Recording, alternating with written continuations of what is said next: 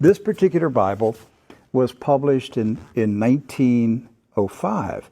Now, the reason I brought it out is that I want to show a map that's in this Bible. Now, mind you, the Schofield Bible was not published until 1913. Right. And I have in my office an original 1913 Schofield, which was the introduction of the Zionist Masonic heresies about a future state of Israel and separating the church from Israel and all that rapture stuff. That's where it came from.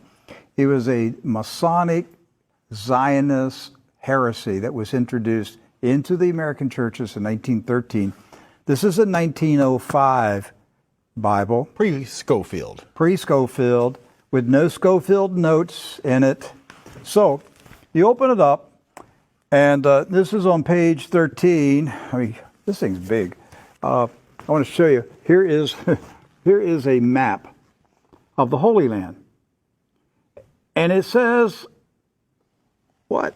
Oh, Palestine of the Holy Land. They misspelled Israel. No. Palestine. Palestine. Huh. And all these Christian Zionists that tell me, Rick, there's never been a Palestine. All right, so here's a still. There it is. Let's zoom in and show you here. Yeah. So, yeah, you hear these people like John Hagee, there's never been a Palestine. Well, look at this Bible map from 1905. And most Bibles Yes. from then had a map of Palestine. And Palestine is in the Bible itself, in the Old Testament. So we're showing you this just because I'm trying to break through the propaganda, the confusion, the lies that the Zionists have implanted in millions of minds of Christians in America, and told them there's never been a place called Palestine. But I have a map, Rick. Right there it is. So, with that in mind, do you know who lived in Palestine? Palestinians? Palestinians. I got that one right. Palestinians. And Palestinians were Jewish, Christian, And Muslim. and Muslim. Right. They weren't a particular faith. They were citizens of a particular country. Palestine. Palestine. They were all Palestinians. Yes. Jesus was a Palestinian.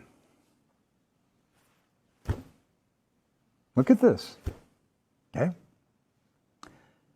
So Israel has never meant a political country. It's always meant the people of God. Yes. The called out ecclesia, the people of God. That's what Israel means. It's not a political country. With that in mind, we're going to show you some of the scenes of the violence that's taking place in Palestine this week, because here's what's happened. Following the 1917 Jewish Bolshevik Revolution in Russia, where the Jewish Bolsheviks went in and slaughtered the Romanov families in a satanic ritual, imposed communism on Russia, killed hundreds of thousands, literally millions of Christians, hundreds of thousands of Christian Orthodox pastors, and burned their churches, and just a horrible attack on the Russian church in 1917 and afterwards. Then they began to infiltrate Palestine in the 1920s and the 30s.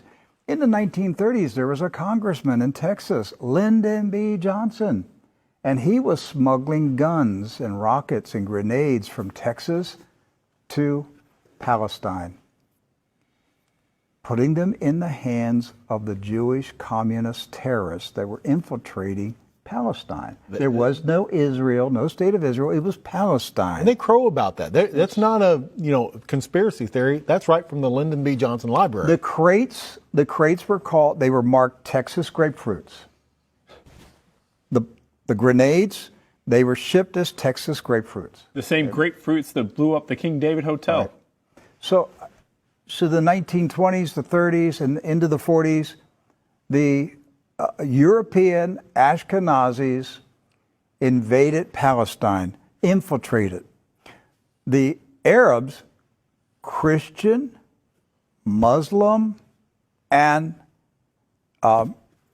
Jewish, all Palestinians, were alarmed by the arrival of the communist Ashkenazis from Europe.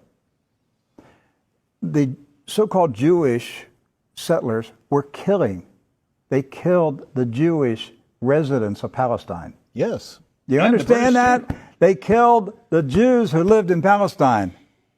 They killed Christians. They killed Muslims. They finally got enough critical mass that they had enough numbers that they took over Palestine and declared their independence in 1948. And Harry S. Truman, a 33rd degree Freemason, quickly recognized this new country as a real country. And that's how we got to 1948 and the State of Israel. There's never been peace in the Middle East since that day. That day is marked by all Palestinians as a day of disaster. Napka. Napka. A day of disaster. The disaster continues to this day. The Ashkenazi invaders continue to take the land, the homes of the Palestinians who have resisted, refused to leave their houses, refused to leave their farms. It's not about Palestinians trying to chase out Jews. It's Jews who are trying to chase out Palestinians. And to this day, since 1948, they're still fighting them, trying to make them leave. Right.